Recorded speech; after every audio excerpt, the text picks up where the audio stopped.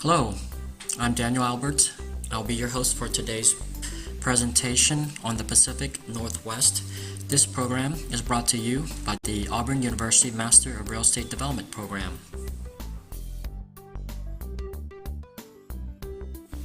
So here we are at Auburn University. Let's take a journey to the Pacific Northwest. The Pacific Northwest, sometimes referred to as Cascadia, is a geographic region and megaregion in western North America, bounded by the Pacific Ocean to the west and loosely by the Rocky Mountains on the east. Though no agreed boundary exists, a common conception includes the U.S. states of Oregon and Washington and the Canadian province of British Columbia. The region's largest metropolitan areas are Greater Seattle, Washington, with 3.9 million people, Greater Vancouver, British Columbia, with 2.4 million people, and Greater Portland, Oregon, with 2.3 million people. Most of the population of the Pacific Northwest is concentrated in the Portland-Seattle-Vancouver corridor. This area is sometimes seen as a mega city. This mega city stretches along Interstate 5 in the states of Oregon and Washington and Highway 99 in the province of British Columbia.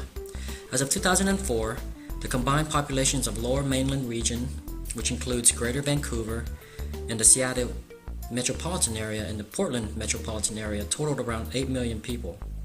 However, beyond the megacity, with few exceptions, the Pacific Northwest region is characterized by a relatively low density population distribution.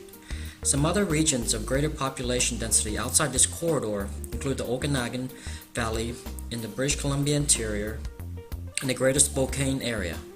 Large geographical areas may only have one mid-sized to small-sized city as a regional center, with smaller cities and towns scattered around. Vast areas of the region may have little or no population at all, largely due to the presence of extensive mountains and forests, and plateaus containing both extensive farm and rangelands, much of which is protected from development in large parks and preserves, or by zoning use regulation related to traditional land use.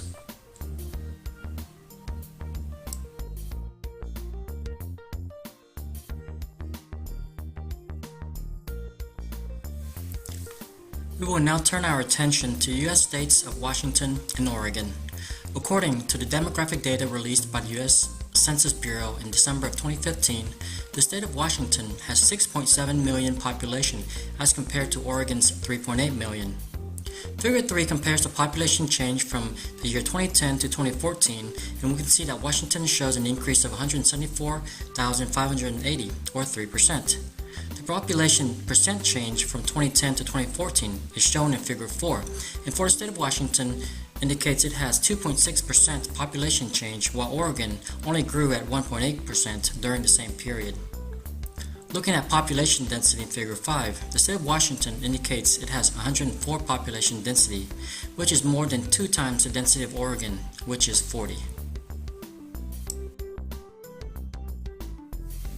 In this side-by-side comparison of the population by races, we see that Washington's population is comprised of 77% white, 11% Hispanic, 7% Asian, 5% some other race, 3% African American, and 1% American Indian. On the other hand, Oregon's population is comprised of 83% white, more than Washington's 77%, 11% Hispanic, which is the same as Washington, but only 3% Asian, less than half of Washington's 7%. Oregon's African American population of 1% is also much less than Washington's 3%, while their American Indian population is about the same.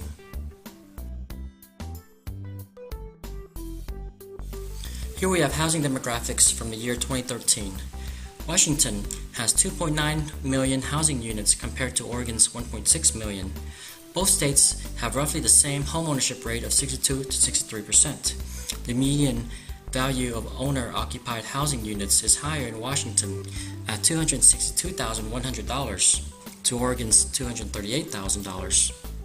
Washington's higher number of households at 2,629,126 as compared to Oregon's 1,516,456 correlates to Washington's higher population. The average person per household in both states are also about the same at 2.5.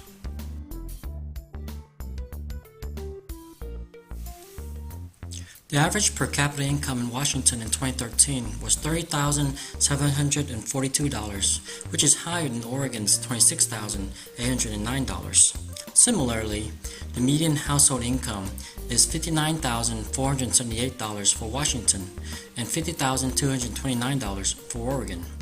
We also see here that Oregon is about 1.5 times larger in land area than Washington, reflecting their population density of 40 and 101 respectively. What is driving demand for real estate in Washington? Even with all this space coming to the market, it still looks as though landlords are in the driver's seat because companies are looking for a total of 8 million square feet, and the region's vacancy rate of 10.2% is the lowest seen since 2007. Job growth peaked in 2015 at 54,000, or 3.5% annually. Slower growth is forecasted, with the rate potentially declining to 1.6% in 2019. Complicating the picture for households are the effects of tighter home lending. Mortgage rates are due to rise, reducing affordability for some households when coupled with increasing home values. The current rate of ownership is low. Single-family home prices increased 8.2% over the year compared to an increase of only 5.5% in the Case-Shiller 20-City Index. Despite increasing prices, home ownership is expected to increase in localized areas. Income growth is strong and rent in the Seattle MSA is among the highest in the country. Homes in most areas of the region continue to be more affordable than competitive markets in centers such as San Francisco and Los Angeles. The current rush to buy is partly attributed to purchases made outside the historical home finance channel by new families and individuals cashing out equity, migrating into the area from other states and from overseas. According to the state government, Washington state has not seen net outmigration since the recession of 1982, and the past 3 years have witnessed a pattern of growing in-migration from other states and abroad. Besides drawing new residents domestically from other U.S. states, Washington and the Puget Sound in particular also benefit from the state's importance as a gateway to trade with Asia, as well as from international air travel to and from SeaTac International Airport. The Sound's proximity to international communities across the broader region from Vancouver, British Columbia to Los Angeles and San Diego is also a factor, as is the superior quality of life in the Puget Sound region and its comparative affordability in respect to those other markets.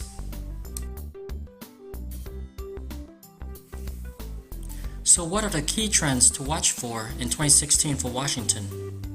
Look for increasing homeownership levels, more demand from international home buyers and developers, slowdown in rent growth and rising cap rates on apartments, greater competition for affordable housing, and finally, more emphasis on transportation-oriented development. And that wraps it up for my presentation on the Pacific Northwest. Thank you for watching and have a great day.